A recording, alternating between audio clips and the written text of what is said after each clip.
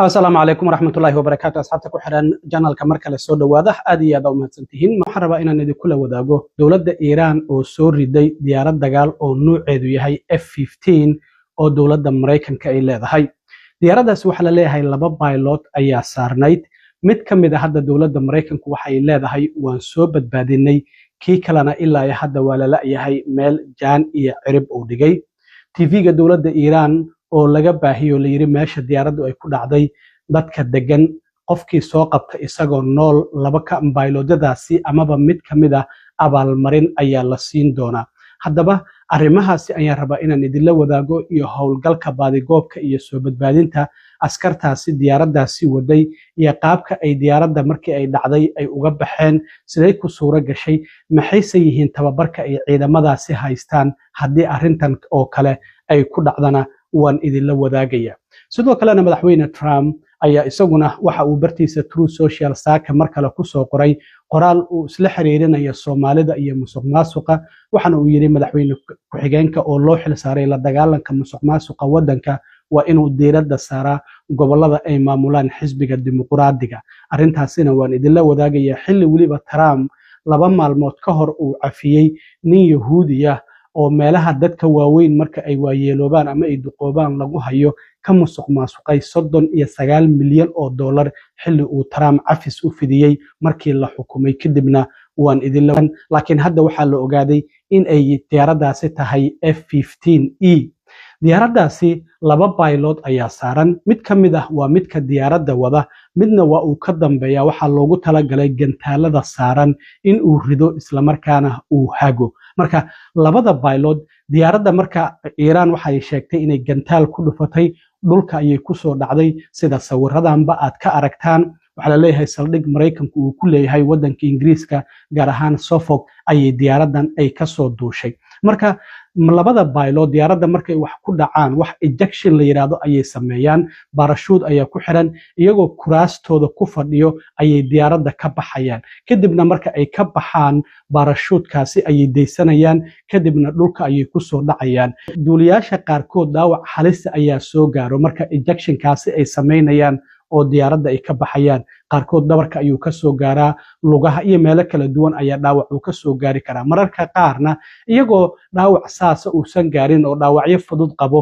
ayay dhulka ku soo dhacaan marka maadaama hadda gudaha wadanka Iran marka labadan pilot sida la leeyahay ay ku soo dhaceen isla markiiba TV-ga Iran waxa laga baahiyay muuqaal la leeyahay muwaadiniinta Iran oo halka diyaaraddaasi ay ku soo dhacday qofkii nolol ku keena oo isagoo haya ciidamada ku soo wareejiya duuliyaashaasi Mareykanka abaalmarin ayaa la siinaya bal wax yar horta videogan ila daawada dadka Iran loogu baaqay inay soo qabtaan Attention dear viewers to the dear and honourable people of Kokiluya and Boyar Ahmad province.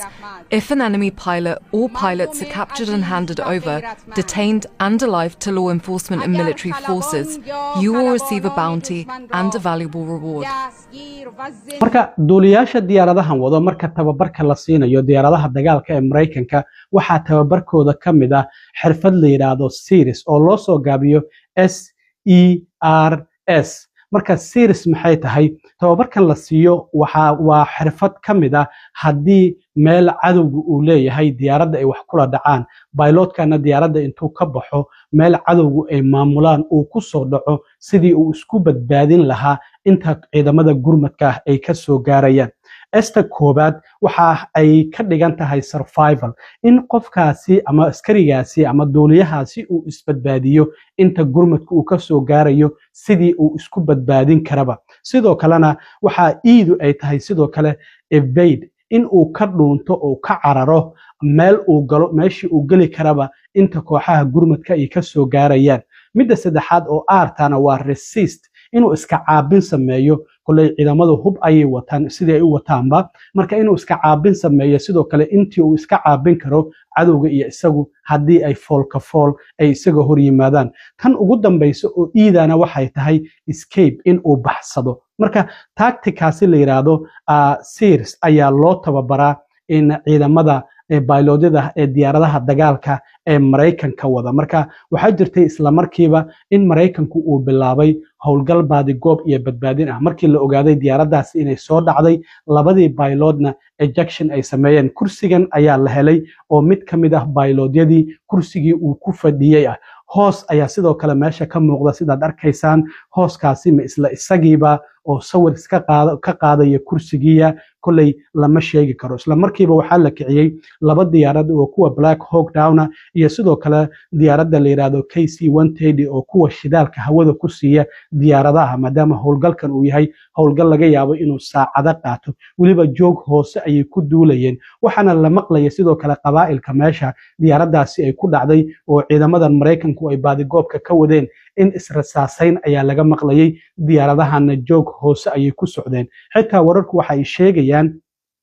in mid ka mid ah diyaaradaha helicopterska ah oo howlgalkan baadigoobka iyo badbaadinta ku jiray sidoo kalena in iyadana wax lagu dhuftay laakiin ilaa iyo hadda lama hubo madaxweyne Trump arrintan waa la brief gareeyay ilaa iyo haddana barihiisa bulshada waxba ma uusan ku soo qorin Trump waxaan ognahay habeen hore markii shacabka Mareykanka uu la hadlayay waxa uu sheegay in ay burburiyeen dhammaan lidkii diyaaradaha ee Iran isla markaana aysan jirin wax khatar ku ah ciidamada Mareykanka marka howlgallada ay ka fulinayaan hawada wadanka Iran laakiin hadda waxaa muuqata in diyaarad midda ugu casrisan ah oo ilaa iyo 100 milyan oo dollar joogto in dowladda Iran ay soo riday oo la yiraahdo F-15 marka hadda waxay dowladda Mareykanku sheegaysaa labadii baylood mid ka mid ah in la soo badbaadiyay xitaa xaaladiisa lama ogo dhaawac halis miyuu qabaa dhaawac fudud miyuu qabaa ilaa iyo hadda lama oga laakiin dowladda Mareykanku waxay leedahay mid ka mid ah ayaan soo badbaadinay xitaa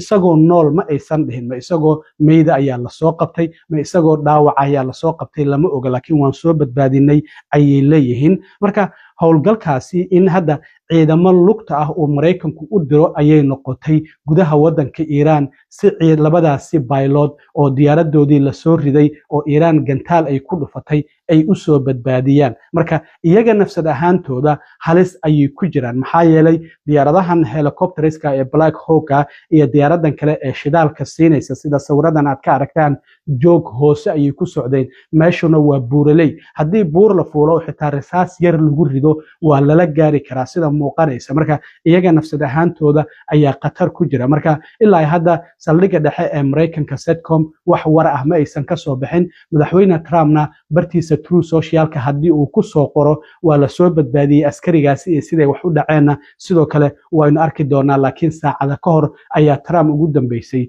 in uu barihiisa bulshada wax ku soo qoro marka howlgal noocaana uu jiro waxa jirta in golaha amniga qaranka iyo madaxweynaha qolka situation roomka ee aqalka cad ay galaan isla markaana ay la socdaan sida howlgalka badbaadinta iyo baadigoobka uu socdo marka kulley shir albaabadu u xiran yihiin ayaa qolka situation roomka ay ku jiraan waxayna ay daawanayaan sida ciidamadan hadda Mareykanku uu diray ay isku dayayaan inay u soo badbaadiyaan labadaasi pilot oo saarnaa diyaaradaasi ay dowladda Iran ay soo riday marka waa xaalad halisa sida muuqato xilli Trump habeen hore uu yiri dagaalkan waan ku guuleysanay isla markaana 2 ilaa 3 toddobaad gudahood waan ku soo gabagabeynayna maxaa yeelay Iran madaxdoodii waan baabi'inay ciidamadoodii badda waan baabi'inay kuwoodii difaaca waan baabi'inay sidoo kalena raadaaradoodii waan baabi'inay oo hadda hawadooda sidii rabno ayaan u mari karnaa marka arrintan waxay noqonaysaa halis kale oo dowladda Iran oo hadda soo korortay marka waxyaabaha kale ee ka soo kordha haddii pilotka labaadna la soo badbaadiyo waynu arki doonaa laakiin ilaa hadda dowladda Mareykanku waxay qiranaysaa in diyaaradaasi ay Iran soo riday labadii pilot mid ka midana ay soo badbaadiyeen waliba xaaladiisa aan la ogeyn sida ay tahay waxyaabaha kale ee soo kordho insha Allah waa idila soo socodsiin doonaa madaxweyne Trump qoraal uu soo dhigo bartiisa True Socialkana waxa ugu dambeysay qoraalkan uu leeyahay wax yar ayaa ka harsan inaan si fudud ku furno marinka Hormuz marka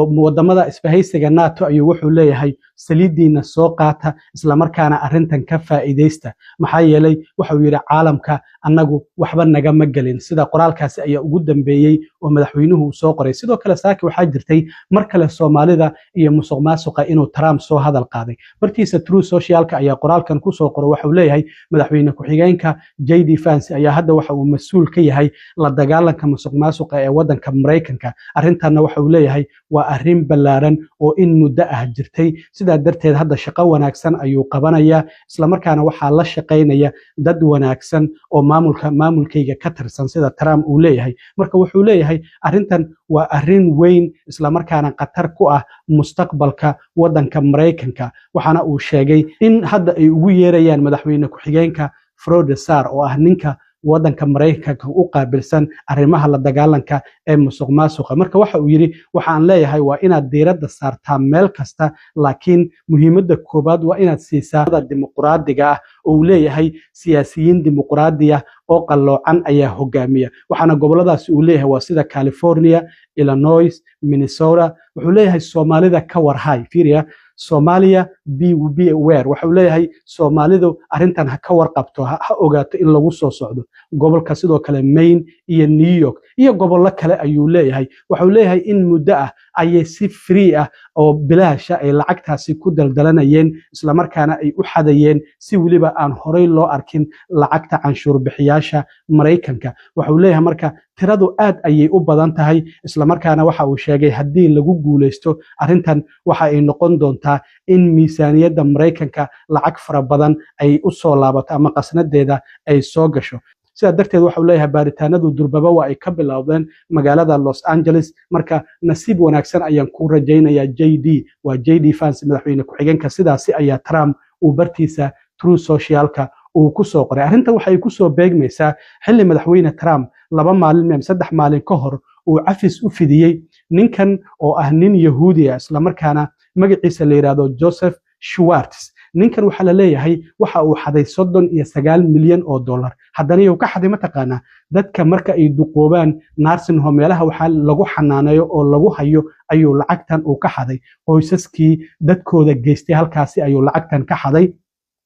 isla markaana ninkan maxkamad ayaa la saaray 3 sano oo xabsi ah ayaa lagu xukumay 3 bilood oo kaliya markii uu ku jiray ninkan 39 milyan oo dollar xaday madaxweyne Trump ayaa hadda waxa uu cafis u fidiyay dhowr maalmood ka hor waa ninkan Yahuudiga oo garka weyn oo isla markaana koofida yareed oo lagu yaqaan Yahuuda madaxa ay u saaran tahay waxa arrintan soo qoray sida aragtaan Marjorie Taylor Greene xildhibaanadii hore oo Trump ay isku dhaceen isla markaana qaa'inuun wadan uu ku tilmaamay arrintii Epstein files darteeda isku la bishii January ee sanadkan Congress-ka iska casishay ee Marjorie Taylor Greene ayaa waxay soo qortay waxay tiri ninkan waxa uu xaday 39 milyan oo dollar waxa uu ka xaday dadka da'da ah iyo waliba qoysaskooda markaas kadibna 1 milyan oo dollar ayaa waxa uu ku iibsaday in cafis loo fidiyo arrintan waxay tiri waa mid laga yaqiiqsado isla markaana musuqmaasuq leh sidaasi ayaa Marjorie Taylor Greene barteeda X ay ku soo qortay kadib markii postigan la soo dhigay oo AF Post ay soo dhigtay oo iyaduna ay ka jawaabayso tiri arrintan waa arrin musuqmaasuq isla markaana laga yaqiiqsado marka Trump dhinacna waxa uu leeyahay musuqmaasuq ayaan la dagaalamayaa lacag la xaday dhinacna dadkii lacagtii xaday gaar ahaan kuwa cadaanka ah hadda intii uu xilka qabtay dad fara badan ayuu cafis u fidiyay oo lagu helay musuqmaasuq iyo waliba lacaga fara badan inay xadeen dhinacna waxa uu leeyahay waxaan la dagaalameynaa musuqmaasuqa aad iyo aad u mahadsantiin asxaabta arrintan Iiraan iyo badbaadinta ciidamada Mareykanku ay wadaan hadda hal bayloodan soo helna ay leeyihiin kii kalena la baadi goobay waxyaabaha ka soo kordho waa dala soo socodsiin doona stay tuned and intaan